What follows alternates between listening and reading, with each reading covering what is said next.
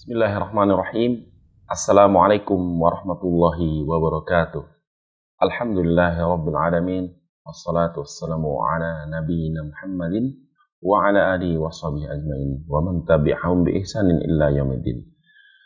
Pemirsa Ahsan TV dan kaum muslimin dimanapun Anda berada yang saat ini sedang menyimak siaran Ahsan TV, dimanapun Anda berada, semoga Allah memberkahi Anda sekalian.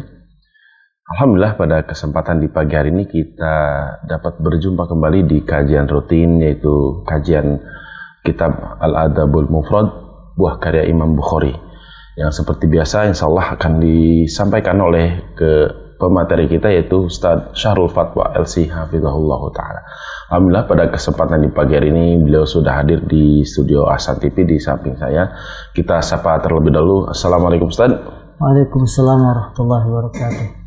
Mirsa Ahsan TV dan kaum muslimin dimanapun Anda berada, insya Allah pada kesempatan di pagi hari ini kita akan masuk di sesi materi ke-317, yaitu dengan judul Semua Tentang Laknat. Insya Allah pada sesi pertama Ustaz akan menyampaikan materi, kemudian di sesi kedua akan ada sesi interaktif atau tanya jawab. Kami mengundang Anda untuk berinteraksi langsung dengan Ustaz. Bisa menghubungi nomor 081190079112 untuk layanan telepon, atau di 081190079113 untuk layanan pesan singkat atau WhatsApp. Baik, langsung saja kepada materi yang akan disampaikan Ustaz. Fadhil masykurah. Bismillahirrahmanirrahim. Assalamualaikum warahmatullahi wabarakatuh. Alhamdulillahi rabbil alamin. Wassalatu wassalam ala rasulillah nabiyina Muhammadin wa ala alihi wa sahbihi wa man tabi'ahum bi ihsanin ila yaumiddin. Asyhadu an la ilaha illallah wahdahu la syarika lahu wa asyhadu anna Muhammadan abduhu wa rasuluh la nabiyya ba'dah. Qala Allah tabaraka wa ta'ala, ya ayyuhalladzina amanu taqullaha haqqa tuqatih wa la tamutunna illa wa antum muslimun. Wa qala aidan, ya ayyuhan nasu taqu rabbakum alladzi khalaqakum min nafsin wahidah wa khalaqa minha zawjaha wa batha minhuma rijalan katsiran wa nisaa'a wattaqullaha alladzi tasaaluna bihi wal arham innallaha kana 'alaikum raqiba. Fa inna asdaqal hadis kitabullah wa khairal hadi hadi Muhammadin sallallahu alaihi wasallam wa syarrul umuri muhdatsatuha fa inna kulla muhdatsatin bid'ah wa kulla bid'atin dhalalah wa kulla dhalalatin finnar. Saudara-saudariku, para pemirsa yang dimuliakan Allah Subhanahu wa taala, alhamdulillah senang sekali kita bisa kembali dalam kajian kitab Al-Adab Al-Mufrad buah karya Al-Imam Al-Bukhari. Dan pembahasan kitab Adab Al-Mufrad ini sangat panjang, ya, karena memang hadis-hadisnya sangat baik sekali untuk kita perhatikan, dan tidak ada waktu yang paling berbarokah kecuali ketika kita memfokuskan diri kita dalam mengkaji ilmu agama, membaca buku-buku para ulama. Karena dengan membaca buku para ulama ini menjadi membuka ilmu, ya, sebagai sarana kita mencari ilmu agama. Bahkan ayat Al-Quran yang pertama turun, perintahnya adalah untuk membaca, Iqra. Dengan demikian, ketika kita ingin mendalami Islam, maka kita harus rajin baca. Kita harus rajin menelaah, rajin mendekatkan diri kita pada karya-karya ulama yang sangat bermanfaat, yang hal ini akan menambah pengetahuan ilmu kita, kemudian dapat kita amalkan.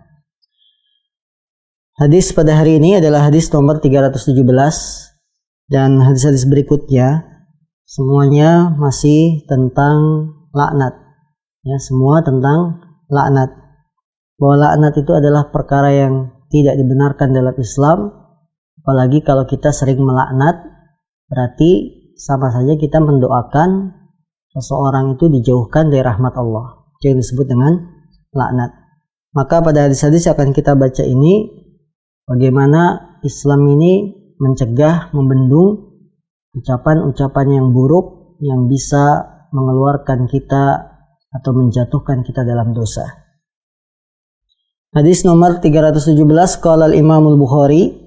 Imam Bukhari rahimahullah, beliau berkata, hadatsana Abdul Aziz bin Abdullah qala hadatsana Sulaiman bin Bilal Anil Ala'i an abihi an Abi Hurairah qala Nabi sallallahu alaihi wasallam la yanbaghi lis-siddiqi an yakuna la'anan.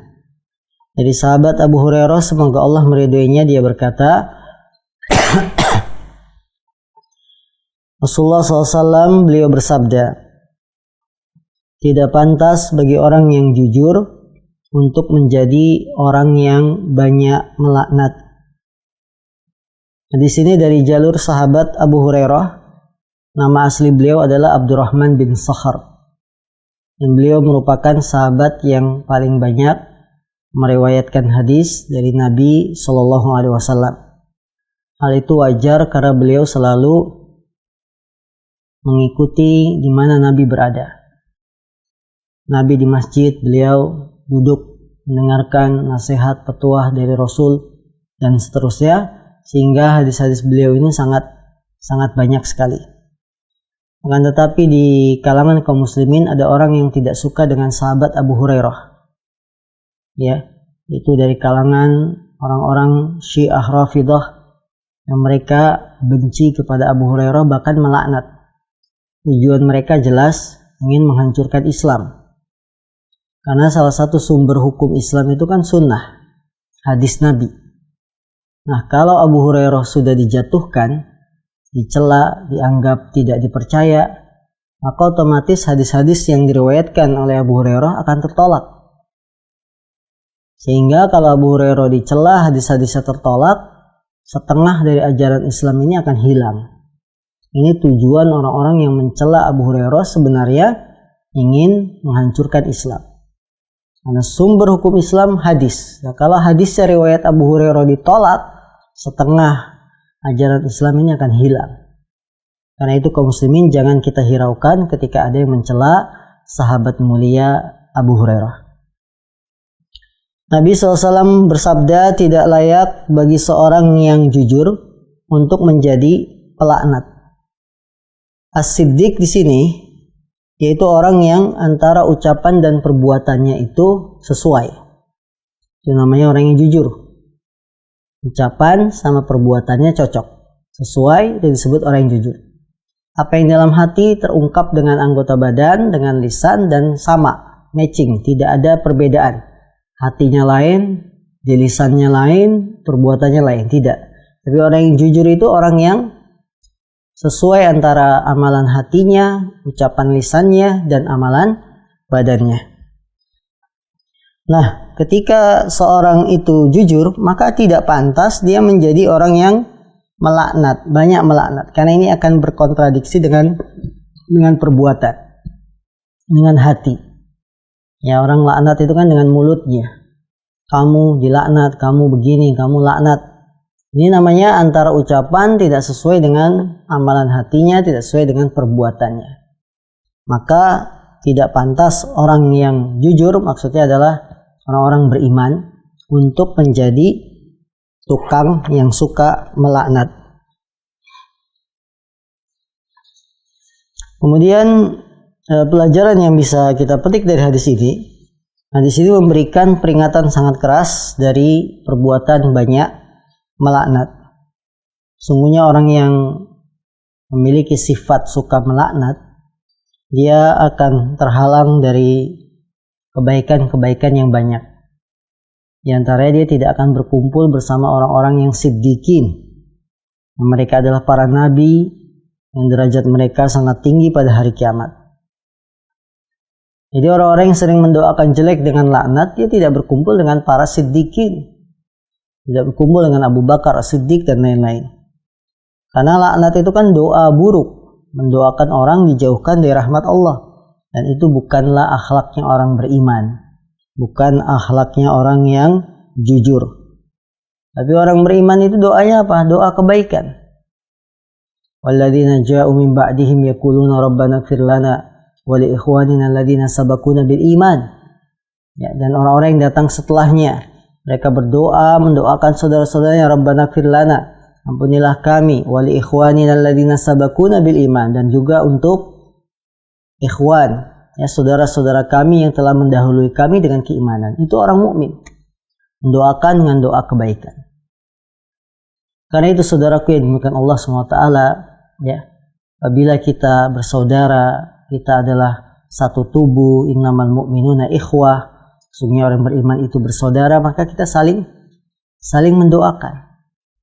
Bukan saling membuat lari, ya, saling menjelekkan dan seterusnya.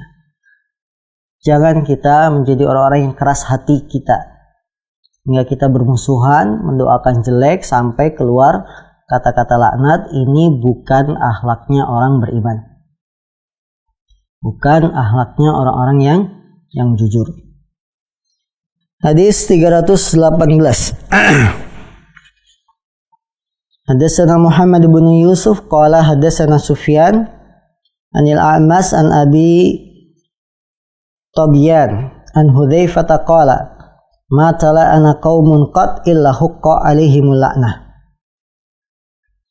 Dari sahabat Hudzaifah bin Yaman, dia berkata, tidaklah satu kelompok kaum mereka saling melaknat kecuali mereka berhak mendapatkan laknat yang sama.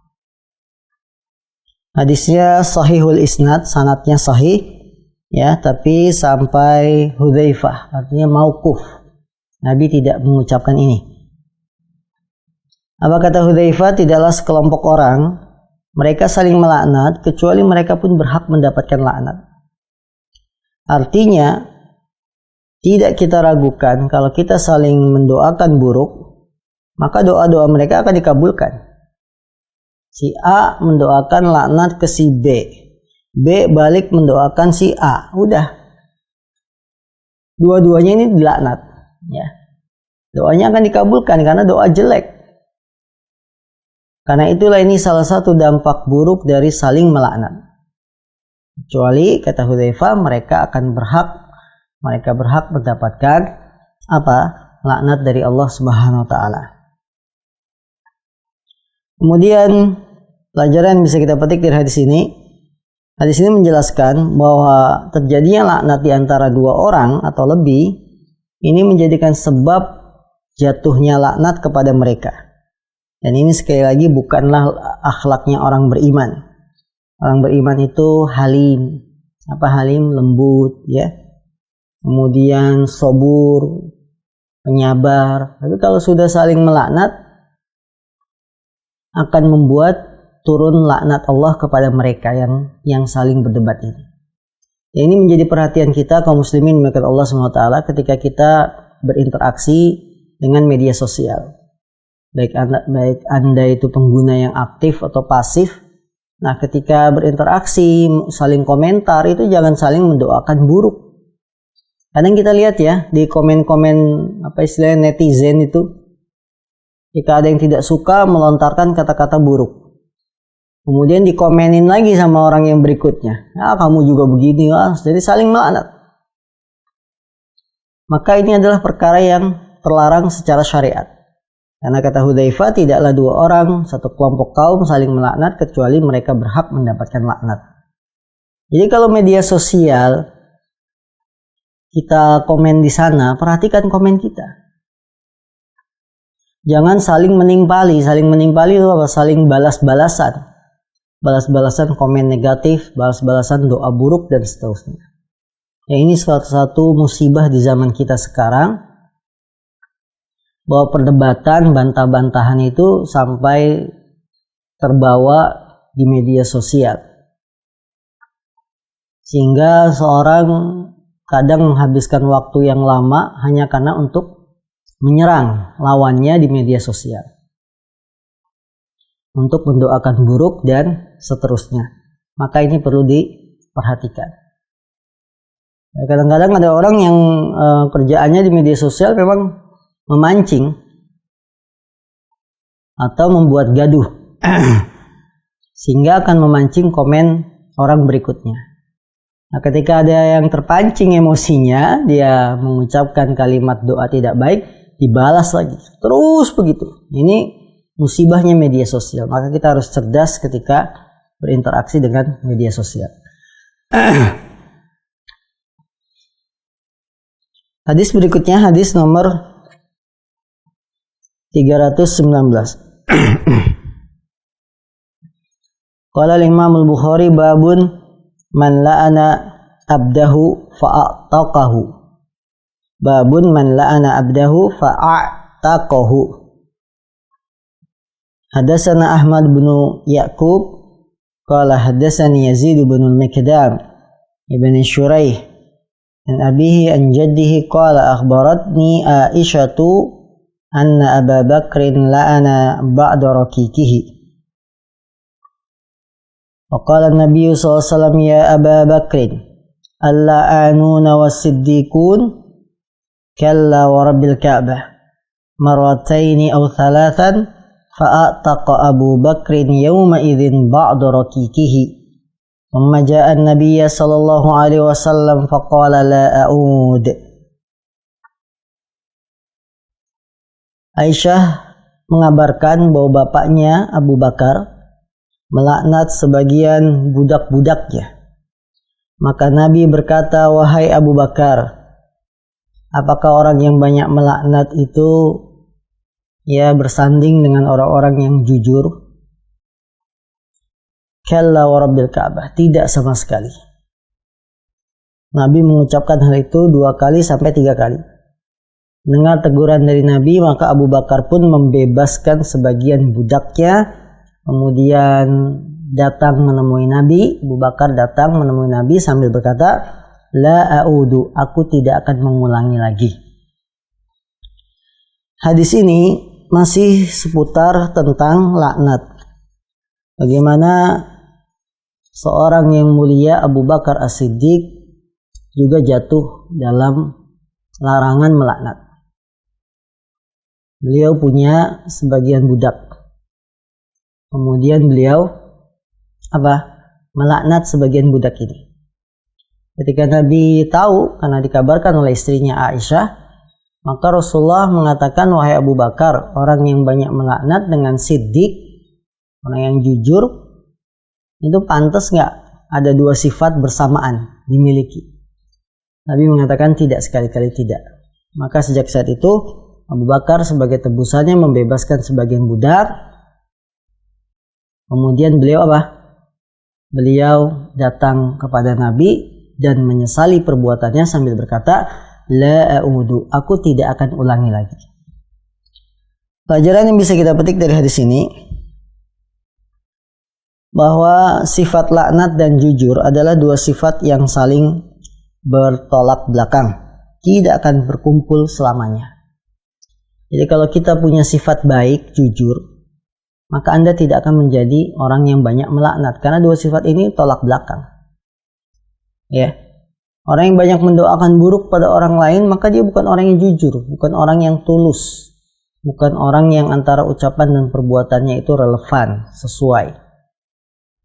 Karena itu kaum muslimin dimuliakan Allah SWT, 2 sifat ini 2 sifat yang bertolak belakang, jujur dan banyak melaknat. Karena kita seorang muslim, maka jangan menjadi orang pelaknat. Orang yang melakukan laknat itu orang-orang yang kurang akhlaknya, kurang adabnya, sehingga memiliki 2 sifat yang bertolak belakang. Nabi menjelaskan hal ini, wahai Abu Bakar, siddiqun dan la'anun, apakah mereka bisa bersanding, berkumpul bersama? Kata Nabi, la wa rabbil Ka'bah. Tidak mungkin berkumpul 2 sifat yang bertolak belakang. Jadi kita kalau sudah baik, jujur, ya sudah. Jangan lisan kita itu mendoakan doa jelek, laknat pada orang lain.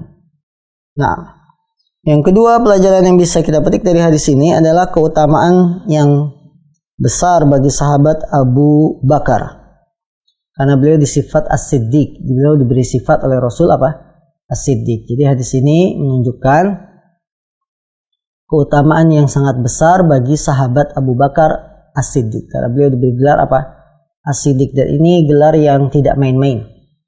Gelar yang sangat prestisius kalau bahasa kita sekarang. Bahwa sebuah tazkiyah rekomendasi Nabi kepada Abu Bakar, beliau As-Siddiq. Yang ini tidak didapati pada sahabat lain. Nabi nggak pernah bilang Umar As-Siddiq gitu kan, Ali As-Siddiq, tidak, tapi hanya pada Abu Bakar. Karena sikap yang selalu membenarkan apa yang dilakukan oleh Rasul SAW. Salah satu contohnya dari peristiwa Isra Mi'raj. Ya, ketika Nabi diperjalankan oleh Allah dari Mekah ke Masjidil Aqsa, kemudian dari Masjidil Aqsa diangkat ke langit, setelah itu kembali pulang setelah menerima kewajiban sholat, sampai Mekah lagi sebelum subuh. Ya, Nabi berangkat ba'da Isya, pulang sampai Mekah sebelum subuh. Orang-orang Quraisy tidak ada yang percaya, mustahil ya. Jarak begitu jauh Mekah, Palestina ke langit.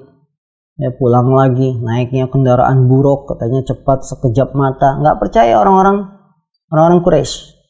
Tapi ketika orang Quraisy ini bertanya pada Abu Bakar, apa pendapatmu wahai Abu Bakar tentang cerita sahabat ini? Abu Bakar mengatakan, saya percaya. Saya percaya. Kalau dia menceritakan peristiwa yang lebih mustahil dari itu, saya akan benarkan. Allahu Akbar. Karena kenapa Abu Bakar punya sikap seperti itu? Dia sudah paham. Ini Nabi yang benar ini. Ini Nabi penutup akhir zaman. Gak mungkin Nabi itu bohong mengarang cerita.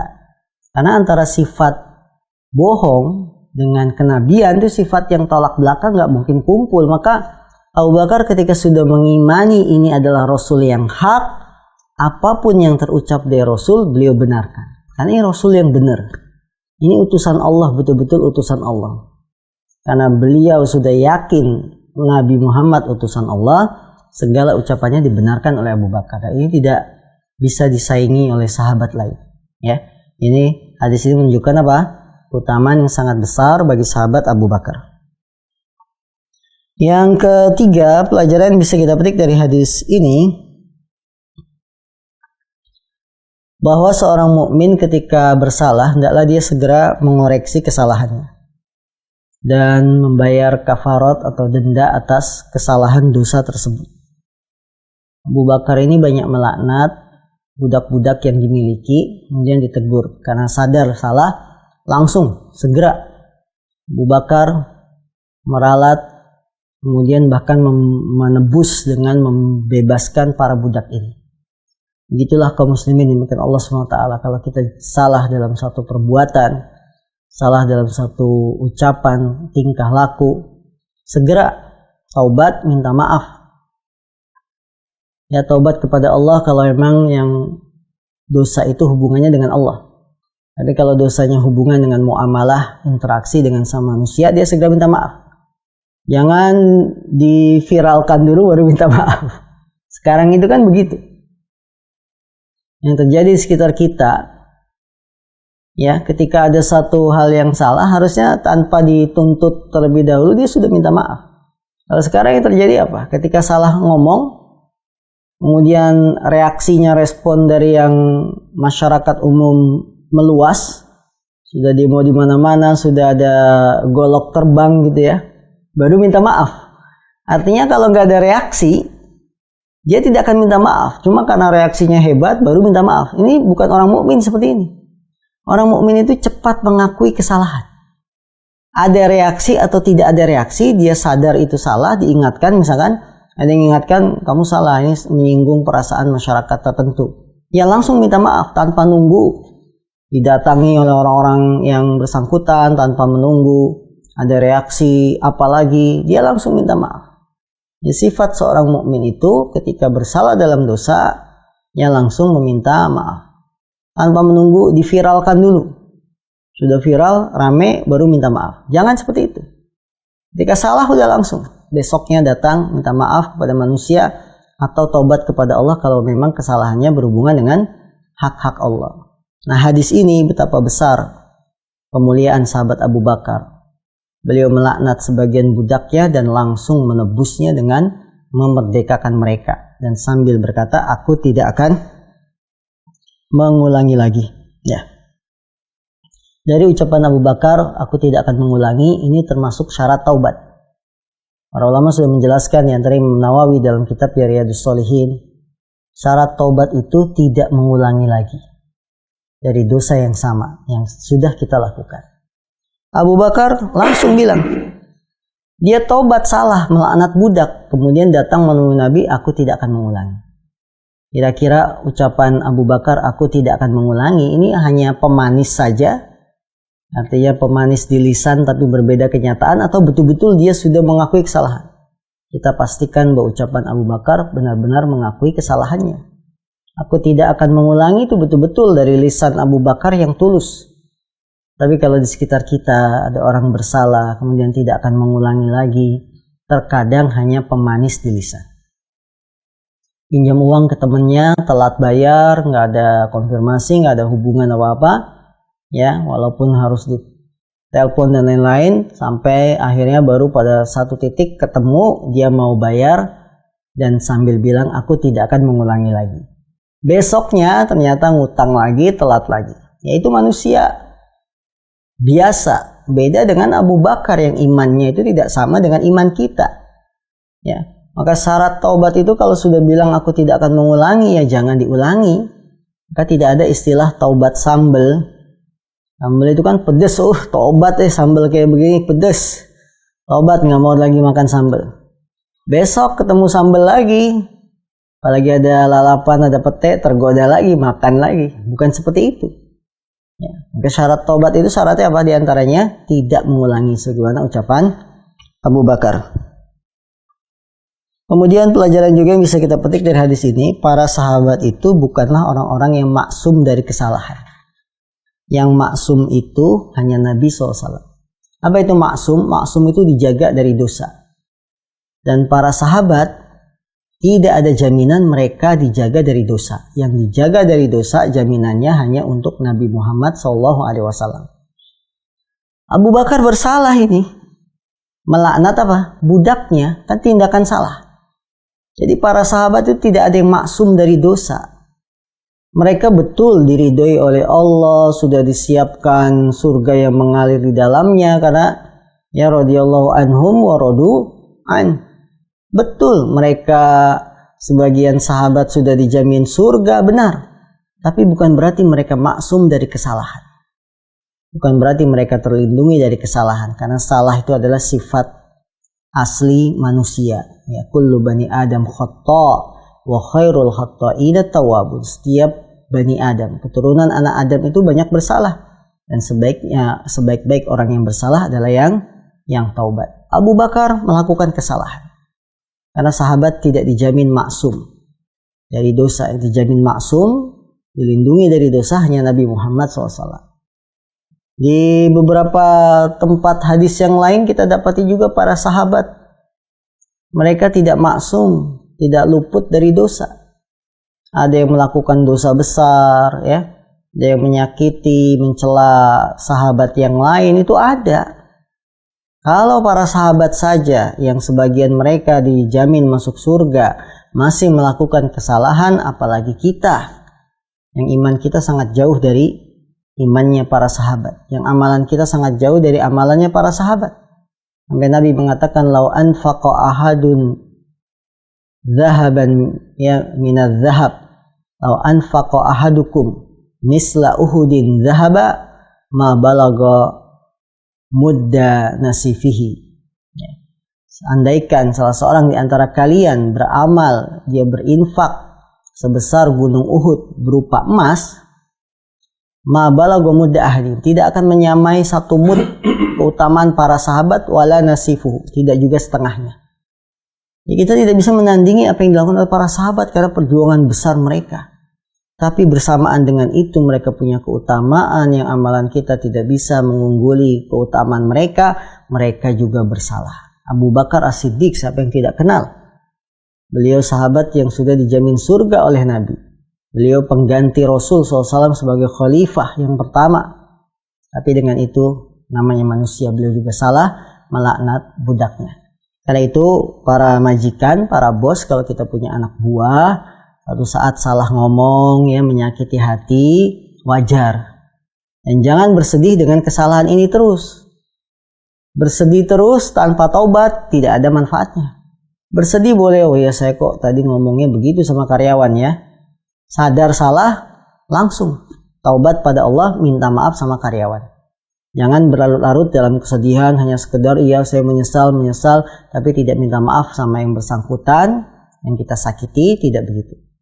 Ya, jadi kalau kita atasan punya kesalahan dengan bawahan, wajar, kesalahan yang wajar, karena sekelas sahabat mulia Abu Bakar As-Siddiq saja terjatuh dalam kesalahan, apalagi kita yang imannya sangat jauh dengan imannya sahabat Abu Bakar As-Siddiq.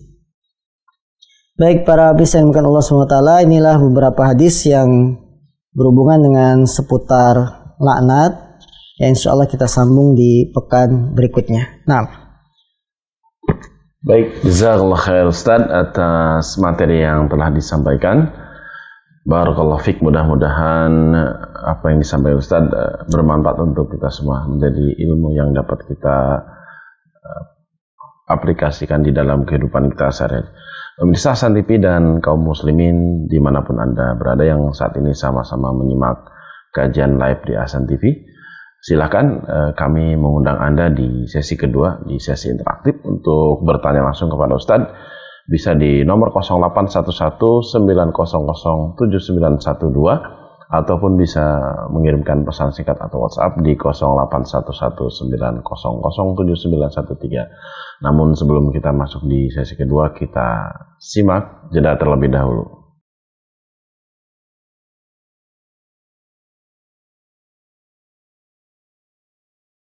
Pemirsa Hasan TV dan kaum muslimin dimanapun Anda berada, yang semoga senantiasa dirahmati oleh Allah Subhanahu wa Ta'ala. Alhamdulillah, kita masuk di sesi kedua, yaitu sesi interaktif. Silakan kepada para pemirsa yang ingin bertanya langsung kepada Ustadz bisa menghubungi nomor telepon 081190079112 ataupun bisa melayangkan WhatsApp atau kirim pesan di 081190079113. Sepertinya sudah ada penelpon yang terhubung, Ustaz. Kita coba angkat, Ustaz. Sudah terhubung, Pak? Silakan. Ya, bismillah. Dari Bapak Saleh Haji di Bengkulu. Insyaallah, ya. Silakan, Bapak. Bismillah. Assalamualaikum warahmatullahi wabarakatuh, Ustaz.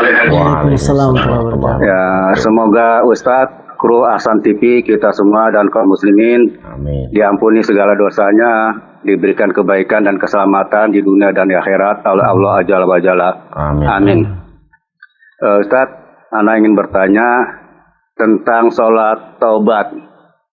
Yang pertama, batasan kesalahan atau dosa yang dilakukan yang kita memerlukan sholat taubat seperti apa? Yang kedua, caranya bagaimana? Apakah ada zikir-zikir tertentu pada sholat taubat? Yang ketiga, apakah sholat taubat bisa digabung dengan sholat-sholat sunnah yang lainnya yang 2 rakaat begitu? Seperti sholat qobliyah subuh, sholat duha, atau yang lainnya. Syukron Ustaz. Jazakumullah khairan. Barakallahu fikum. Wassalamualaikum warahmatullahi wabarakatuh. Waalaikumsalam warahmatullahi wabarakatuh. Silakan Ustaz, pertanyaan dari Pak Saleh Haji. Baik, saudaraku yang dimuliakan Allah Subhanahu wa Ta'ala, salat taubat adalah salat yang memang disyariatkan dalam Islam bagi yang melakukan kesalahan, dosa, untuk segera bertaubat, dan itu dibuktikan dengan salat 2 rakaat. Rasulullah mengatakan, "Ma min abdin adnaba dzanban summa shalla rakaatain." Tidaklah seorang hamba melakukan sebuah dosa, ya kemudian dia bangun melakukan salat 2 rakaat kecuali akan diampuni dosa-dosanya. Salat taubat ini adalah salat taubat terhadap dosa dan kesalahan. Adakah patokannya dosa seperti apa yang kita dianjurkan untuk salat taubat? Kalau kita perhatikan redaksi kalimat hadisnya, maka di situ ada kalimat ma min abdin adnaba dzanban. Tidaklah seorang hamba melakukan sebuah dosa. Dzanban di sini disebut kalimat yang nakiroh. Nakiroh itu kalimat apa? Kalimat yang bermakna umum. Artinya dosa kita yang kita lakukan, baik dosa besar atau dosa kecil, maka kita sholat 2 rakaat. Ya. Dan salah satu cara taubat itu dengan sholat 2 rakaat. Cara yang lain untuk taubat adalah dengan banyak istighfar, dengan beramal soleh. Kalau dosa besar, ini cara taubatnya dengan benar-benar taubat pada Allah. Dia bisa dengan sholat 2 rakaat. Untuk dosa kecil, maka cara taubatnya bisa dengan istighfar, bisa dengan menutup kesalahan dosa kecil dengan amal soleh, itu bisa. Karena Allah berfirman, innal hasanati yudhibnas sayyiat, sungguhnya kebaikan itu akan menghapuskan sayyiat, kesalahan-kesalahan. Ini untuk dosa kecil. Sehingga kalau ditanya salat taubat itu untuk dosa yang seperti apa? Ya, jawabannya seluruh dosa. Karena salat taubat itu hanya dia salah satu pintu untuk taubat. Dan pintu taubat itu banyak, dengan istighfar, dengan salat 2 rakaat yang disebut salat taubat, kemudian juga dengan hal-hal lain seperti beramal soleh, ya, dengan bayar kafarat seperti tadi Abu Bakar melakukan kesalahan, beliau langsung menebus dengan membebaskan budaknya. Jadi tidak ada patokan dosa seperti apa, selama dia namanya dosa, baik dosa besar, dosa kecil, dianjurkan untuk sholat taubat. Adakah zikir-zikir khusus dalam sholat taubat ini? Tidak ada. Tidak ada zikir khusus, hanya saja ketika kita sholat, maka doa yang kita ucapkan ketika sujud ini kandungannya minta ampun. Ya Allah, ampunilah dosa saya, bisa sebutkan dosanya.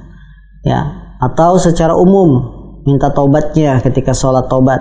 Ampunilah dosa-dosa saya yang saya ketahui atau tidak saya ketahui, sengaja atau tidak sengaja, ya, secara umum.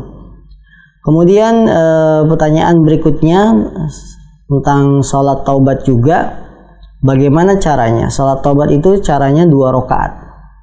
Ya, dilakukan sebanyak 2 rakaat yang di dalamnya kita mengucapkan doa-doa penyesalan, taubat pada Allah, tidak mengulangi perbuatan yang telah kita lakukan. Nah, Allah a'lam.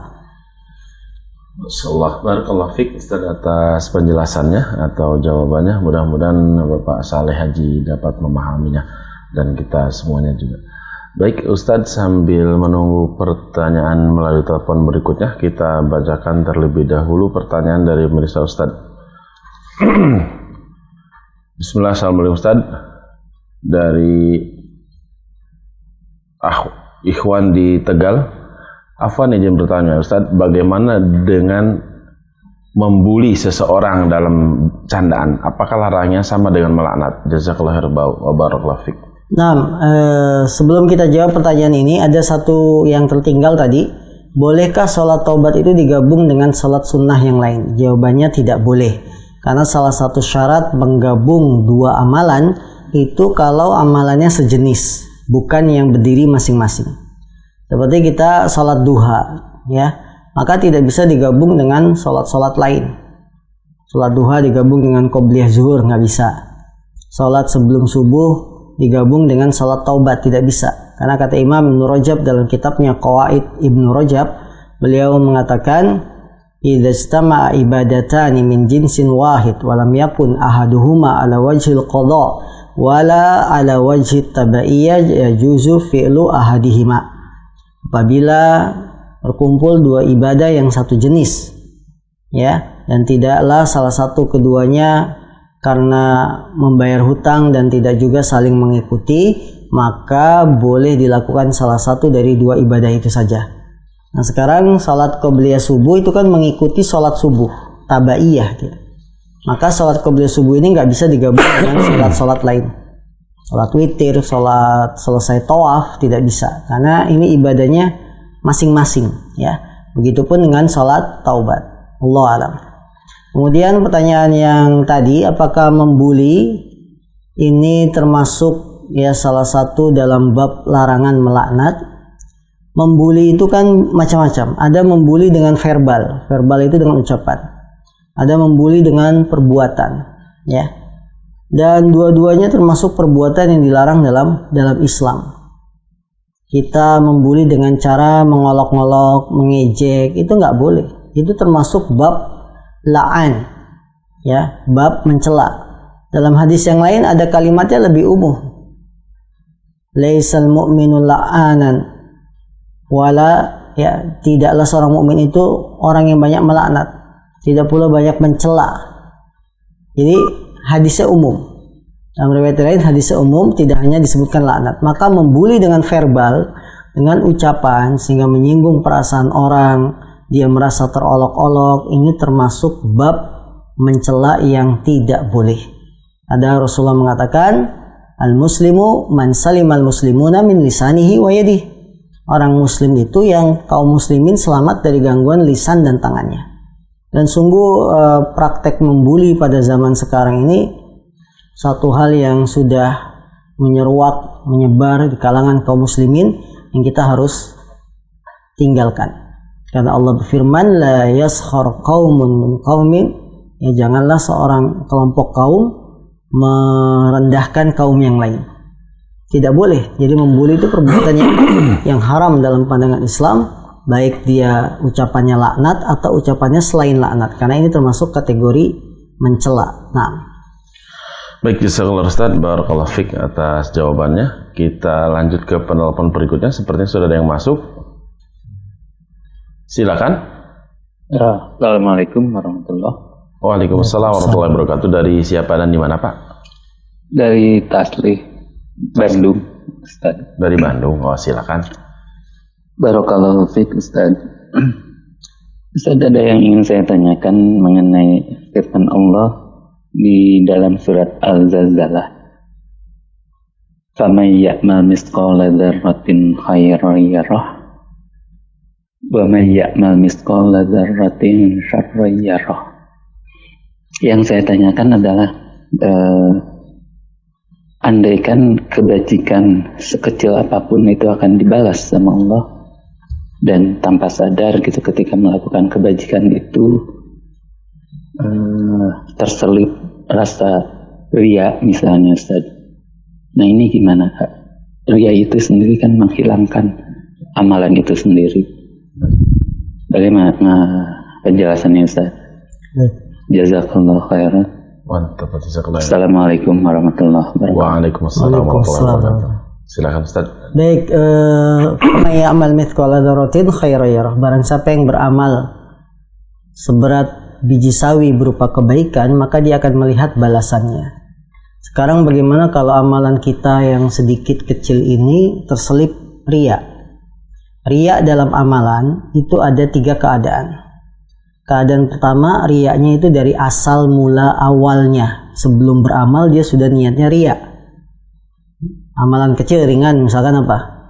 Menyingkirkan gangguan dari jalan, ya, karena kata Nabi tingkat iman yang paling rendah itu apa? Imatatul adza anit thariq, menyingkirkan gangguan dari jalan. Nah, ketika ingin menyingkirkan gangguan dari jalan, dia dari awalnya memang sudah riya. Buktinya apa? Ketika ada gangguan, temennya suruh ngikutin, dipotret. Ya, dipotret, nih saya buang gangguan dari jalan. Manusia nggak ada yang peduli, cuma saya doang yang ngebuang ini. Nah, dipotret, didokumentasikan, kemudian disebarkan. Berarti dia riyanya itu dari awal sebelum beramal sudah pengen dilihat. Maka ini jelas membatalkan amalannya, sehingga amalan yang dilakukan nol, tidak ada pahala. Tidak ada pahala, karena dia niatnya dari awal sudah sudah riya. Keadaan kedua, riya itu muncul di tengah-tengah amalan. Saat kita sedang sholat, saat kita sedang infak, ya, saat kita sedang membuang duri dari jalan, tiba-tiba muncul riya di tengah-tengah amalan. Maka apabila riya muncul di tengah ibadah, di tengah amal soleh, muncul di tengah-tengah riyanya, ini dilihat kondisi orang yang beramal. Kalau dia melawan riya yang muncul di tengah-tengah ini, dia lawan, dan dia lawan terus sampai selesai ibadahnya, sampai selesai amalan solehnya, maka amalannya diterima karena dia lawan. Akan tetapi bila riya ini muncul di tengah-tengah dan dia senang, dia merasa senang, ya, tidak melawan sifat riya yang muncul di tengah-tengah ini, di tengah-tengah amalan, di tengah-tengah ibadah, dia tidak lawan, malah dia senang. Lagi sholat, lagi baca Quran, ada yang memperhatikan. Akhirnya sholatnya dibuat panjang, bacaan Qurannya dibuat indah, karena ada yang dengerin, ada yang memperhatikan. Berarti dia senang dengan riyanya. Nah, orang yang tidak melawan sifat riya ketika muncul di tengah-tengah amalan ibadah, maka ibadahnya tertolak, hangus, ya. Keadaan ketiga, riya muncul ketika ibadah amalan soleh kita sudah selesai. Jadi awal, tengah, selesai. Sudah selesai ibadah, sudah selesai amalan, ada perasaan senang, perasaan riya. Pulang dari masjid, ya, pulang berpapasan dengan tetangga atau teman, kemudian dibilang, wah bapak rajin ya, selalu jaga sholat 5 waktu di masjid. Dipuji orang, kemudian hati kita senang. Ya senang sampai kaki tidak menginjak bumi lagi, karena dia terangkat dipuji orang. Nah kalau riya itu muncul selesai ibadah, selesai amal soleh, maka tidak membatalkan ibadah yang sudah kita lakukan. Dengan syarat ibadah yang sudah kita lakukan itu betul-betul ikhlas. Kemudian pujian datang, riya datang, selesai ibadah, maka tidak mempengaruhi amalan ibadah yang sudah kita lakukan. Sehingga Bapak yang dimuliakan Allah SWT, sekarang lihat amalan kebajikan yang kita lihat sedikit ini, terselip riyanya itu kapan? Dari awal mula atau di tengah-tengah atau ketika selesai? Ya, maka 3 keadaan ini akan berbeda status hukumnya. Nah, Ustaz barakallahu fiik atas penjelasan dari pertanyaan Bapak yang dari Bandung. Kita lanjutkan kepada pertanyaan berikutnya, yaitu pertanyaan dari Kang Aib. Bismillah. Ustadz, bagaimana hukum melaknat atau mencaci dengan sebutan cebong atau kampret atau kardun, Ustadz? Dan juga termasuk membuli jomblo, Ustadz. Jazakallahu khair, Ustadz. Iya, sebutan-sebutan ini tidak layak diucapkan seorang muslim ya. Apalagi ini ketika terjadi tahun-tahun politik yang sangat ya tidak kita lupakan waktu itu. Bagaimana 2 kubu berseteru, yang satu bilang cebong, yang satu bilang apa? Kampret. Ya ini tentunya tidak layak sebagai seorang muslim, apalagi kita yang sudah mengenal hidayah, sudah mengenal ilmu, ikut-ikutan. Berarti kita yang bilang cebong, kita yang bilang kampret, sama saja kita ya mendapatkan ucapan yang kita ucapkan. Bagaimana tadi ucapan sahabat mulia Hudzaifah, tidaklah sekelompok kaum saling melaknat, saling mencela, kecuali akan turun pada mereka celaan tersebut.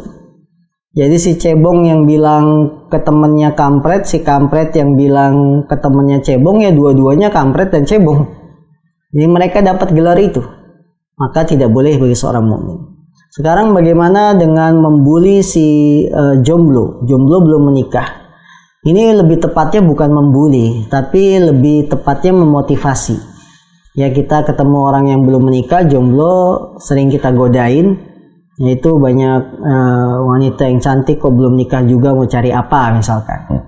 Ya cantiknya udah dapet, soleha tapi belum nikah, kok mau cari apa? Itu bukan membuli tapi memotivasi supaya dia semangat untuk menikah. Kalau maksud membuli di situ kepada jomblo celaan, maka hukumnya mencela. Ya tapi kalau yang terjadi ini kan seringnya kita dalam mencairkan suasana, kemudian yang si jomblo ini pun merasa senang karena diperhatikan, ditanya terus kok belum dapat jodohnya, dia merasa senang. Itu bukan membuli. Membuli itu lebih ke menyakitkan hati orang. Naam, Allah alam. Baik, jazakallahu Ustaz, barakallahu fiik atas penjelasannya. Kita angkat penelpon terakhir di sesi kajian pagi kali ini. Silakan, seperti sudah terhubung. Halo, assalamualaikum. Waalaikumsalam warahmatullahi wabarakatuh. Silakan Bapak, dari siapa dan di mana? Dari abahnya Nakif sama Nafla, Ustaz. Masya Allah, saya udah kenal. Silakan. Kenal suaranya nih. Silakan. Ustaz, mau nanya 2 hal. Ya. Yang pertama, Ustaz, kalau kita tahu-tahu spontan nih ada suara knalpot berisik, atau keluar bahasa yang macam apalah, ada ucapan buruk. Nah itu umpatan, apa yang harus kita lakukan? Itu yang pertama. Kemudian yang kedua, kadang kan lagi buka YouTube buat konten berbat, tapi ditampilkan di YouTube akhirnya di satu sisi privasi tidak terhindarkan. Itu bagaimana supaya bisa memberi terhindar juga ada. Assalamualaikum. Yang pertama apa? Yang pertama itu jika kita mendengar suara knalpot yang berisik, knalpot brong gitu. Kadang-kadang kan kita secara tidak sengaja keluarlah kata-kata umpatan atau bagaimana? Iya, Ustaz? Baik, memang terkadang ini terjadi di sekitar kita, masyarakat kita. Bukan hanya orang yang memiliki sepeda motor, knalpotnya bising, atau perbuatan-perbuatan yang lain yang mengganggu ketenangan kehidupan seorang muslim, kemudian kita reaksi karena ada api, kemudian timbullah reaksi. Awalnya bermula dari klakson bising, kemudian kita mengucapkan kata-kata apa? Kasar, ya. Apa misalkan umpatan. Ya ucapan umpatan lah. Dasar tidak tahu diri, lewat rumah orang malah klaksonnya bising. Nah, ini memang perlu dilatih umpatan-umpatan ini, bagaimana kita ganti dengan kalimat yang menyejukkan, kalimat yang baik lah. Kalimat thayyibah, karena kalimat yang baik itu kan sedekah. Artinya ketika ada orang lewat, knalpotnya bising, doain Istighfar. ya, atau kita juga istighfar untuk diri kita atau doain orangnya, semoga diberikan petunjuk, semoga diberikan kebaikan. Artinya kita harus usaha merubah. Bukan hanya dalam keadaan seperti ini, dalam keadaan kondisi melihat anak yang tidak terkontrol, kadang kita ngumpat juga. Maka ini harus diganti dengan kalimat-kalimat yang baik, yang tidak sampai terucap laknat, doa jelek, dan seterusnya.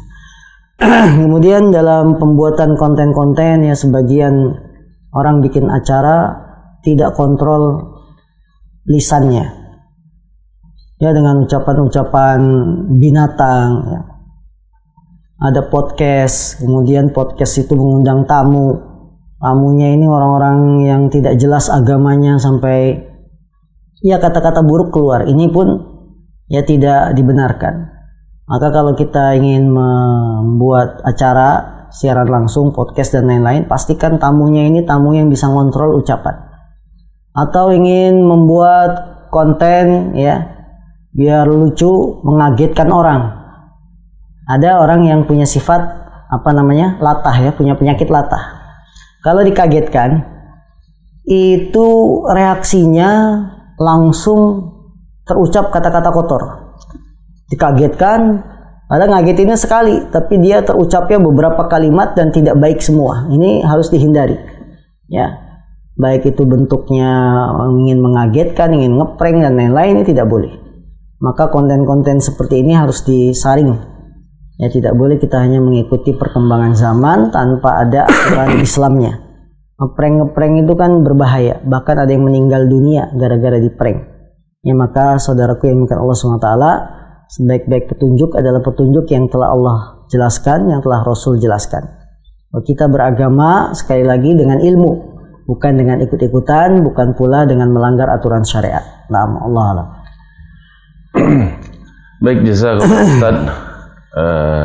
Pertanyaan tadi adalah pertanyaan terakhir untuk sesi di pagi hari ini.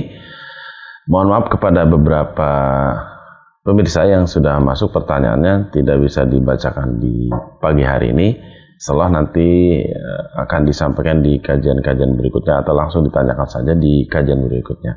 Insyaallah besok pagi akan ada kajian live, kemudian di malam Ahadnya pun ada kajian live. Baik pemirsa Santipi dan pemirsa yang dirahmati oleh Allah Subhanahu wa Ta'ala, tidak terasa sudah hampir 1 jam kita menemani Anda sekalian. Mohon maaf jika di dalam menyampaikan beberapa ada yang masih kurang berkenan. Jazakumullah khairan kami ucapkan kepada para muslimin yang telah menitipkan atau amanah infak kepada kami. Mudah-mudahan Allah balas dengan pahala yang berlipat ganda. Kita tutup dengan kafaratul majlis. Subhanaka Allahumma bihamdika asyhadu an la ilaha illa anta astaghfiruka wa atubu ilaik. Assalamualaikum warahmatullahi wabarakatuh.